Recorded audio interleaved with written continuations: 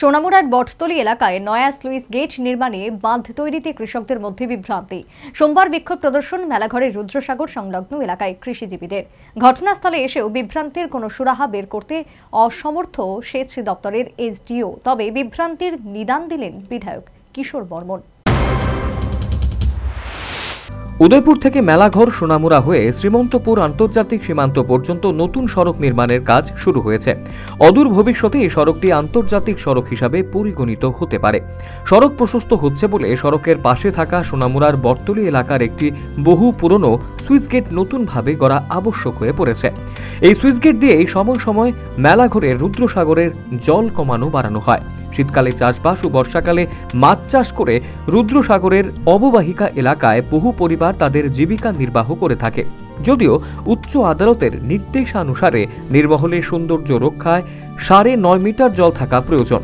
বিক্ষুব্ধ কৃষকদের বক্তব্য, এখন প্রায় 10 মিটার জল রয়েছে রুদ্রসাগরে।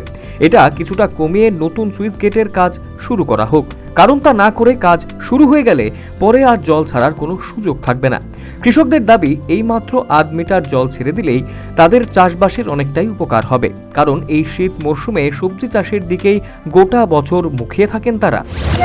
সরকার ওখানে পদক্ষেপ নিয়েছে যে আমরা সুইচ গেট নতুন করে হইব, নতুন সুইচ গেট হইব, তাতে আমরা খুশির বিষয় যে সামনের দিকে যদি জল নদী ঘুমতি জল নদী বাড়ে, জল বাড়ে, তাহলে আমরা জলটা অনেক সময় ভিতর দিকে আসতে চেষ্টা করে। আমাদের সুইচ গেটটা ভালো না, তখন নতুন করে পদক্ষেপ নিয়েছে, আরও ভালো হয়েছে। তখন তারা করুক, তারা সুইচ গেট করানোর মধ্যে আমরা কোনো বাধা নাই, এতে কোনো বাধা নাই। বাধাটা হয়েছে আমাদের জলটা যাতে তখন ক্লিয়ার কাট করে দেয়, মিনিমাম 1 মিটার জল, মিনিমাম 2 হাত জল তো কমতে হবে, মিনিমাম জলটা কমে সারানোর পরে তারপরে আমরা গৃহস্থী কাজটা করি। তারা এদিকে সুইচ গেট করে ওই সময়ের মধ্যে তখন সব কিছু হইব। তারা এটা না করে তারা সুইচ গেট তো বদ্ধ করে রাখছে, এর মধ্যে আনার আবার মাটি দিয়ে পাইপ দিতেছে। তাই ওই কারণে আমরা এই জায়গাটা অবজেকশন দিচ্ছি। আমরা কোনো অবজেকশনের কোনো কারণেও না। এদিকে সুইচ গেট করুক, প্রজেক্ট করুক, যা করি তা করুক, আমাদের জলটা কমায় তারা যা কিছু করুক। আমাদের নদীর জল আমাদের জমির মধ্যে যাতে জল না থাকে, আমরা যদি জমিটা সুন্দরভাবে করতে। কৃষকদের এই বিক্ষোভ প্রদর্শনের খবর পেয়ে ঘটনাস্থলে এসেছিলেন সেচ বিভাগের এসডিও, কিন্তু কোনো সুরাহা বের করতে পারেননি তিনি। তবে এই বিষয়ে বিধায়ক কিশোর বর্মন জানিয়েছেন, কৃষি এবং কৃষকদের সুবিধার্থে যাতে বদ্ধ জল বের হতে পারে তার জন্য সংশ্লিষ্ট দপ্তর বিশেষ পরিকল্পনা হাতে নিয়েছে। আর তা হচ্ছে সংশ্লিষ্ট বাঁধের নিচে জল বহির্নির্গমনের জন্য পাইপ দিয়ে দেওয়া হবে।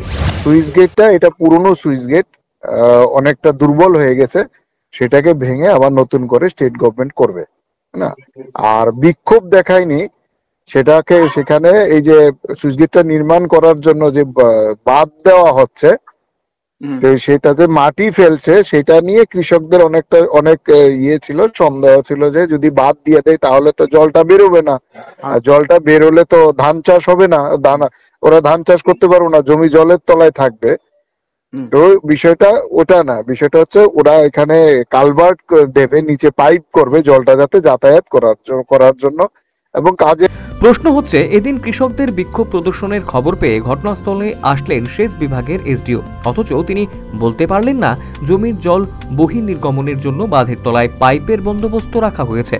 স্বাভাবিক ধরনের প্রশ্ন উঠছে, এই সুইচ গেট নির্মাণ নিয়ে কি সম্পূর্ণ ওয়াকিবহাল নন সংশ্লিষ্ট দায়িত্বপ্রাপ্ত এসডিও সাহেব? Bureau report, news vanguard.